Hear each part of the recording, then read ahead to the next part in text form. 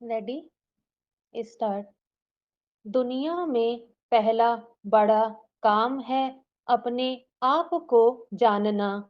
दूसरा बड़ा काम करना है दिशा परिवर्तन। दिशा को बदलना बड़ा काम है। आदमी एक ही दिशा में चलते चलते थक जाता है, ऊब जाता है। किंतु दिशा बदले बिना परिवर्तन गठित नहीं होता। वे विजय प्राप्त कर सकते हैं जिन्हें विश्वास है कि वे कर सकते हैं। जीवन की दशा को बदलना बड़ा काम है। जीवन की दिशा बदलती है अपने आप को जानने और देखने से। जीवन की अविस्मरणीय बनाने के लिए व्यक्ति के सम्मुख प्रश्न है, वह जीता कैसे है। जीना एक बात है और कैसे जीना बिल्कुल दूसरी बात है। यदि वह कलात्मक ढंग से जीता है तो जीवन बहुत सार्थक और सफल बन जाता है। यदि वह जीवन को जीना नहीं जानता, जीने की कला को नहीं जानता, तो जीवन नीरस, बोझिल और निरर्थक जैसा प्रतीत होने लगता है। इसलिए आवश्यक है सकारात्मक सोच। जीवन के प्रति हर क्षण जागरूक होना। दुनिया में सिर्फ दो संपूर्ण व्यक्ति हैं, एक मर चुका है, दूसरा अभी पैदा नहीं हुआ है। प्रसिद्धि एवं धन उस जल के समान है, जितना ज्यादा हम पीते हैं उतने ही प्यासे होते जाते हैं। हम जानते हैं कि हम क्या हैं, पर यह नहीं जानते कि हम क्या बन सकते हैं। सुख दुख में सम रहें। जीवन में आने वाली हर समस्या को चट्टानों की ठोकरों से हटाते चलें, हवा से उड़ाते चलें। एक दिन सफलता के शिखर पर जरूर स्थापित होंगे। कष्टों से क्या डरना है। जो जीवन को एक चुनौती मानते हैं, वे हर मोर्चे पर कामयाबी पाते हैं। सफलता उनके चरण चूमती है। सकारात्मक सोच जीवन की सफलता का द्वार है।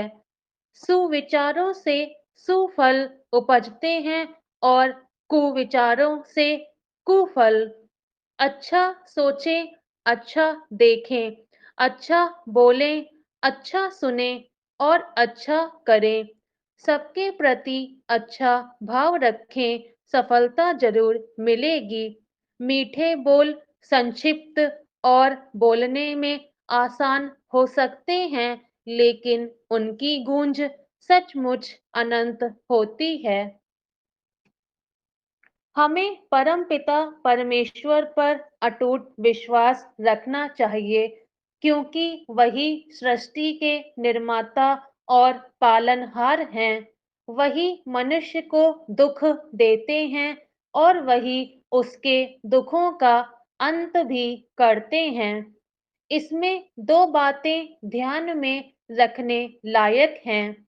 एक तो यह कि प्रभु जो दुख सुख देते हैं, उसमें इस जन्म या पूर्व जन्म में किए गए कर्म का फल होता है। यानी बुरे कर्म का बुरा फल, अच्छे कर्म का अच्छा फल। दूसरी बात यह कि कई बार प्रभु अपने भक्त को, जिसने कोई बुरा कार्य ना किया हो, उसे भी परेशानी में डालते हैं। कई बार प्रभु अपने भक्त की परीक्षा लेने के लिए भी ऐसा करते हैं। कबीर दास जी कहते हैं कि यदि मनुष्य सुख के समय भी भगवान को ना भूले, उनका सुमिरन करता रहे, तो भला दुख आएगा ही क्यों?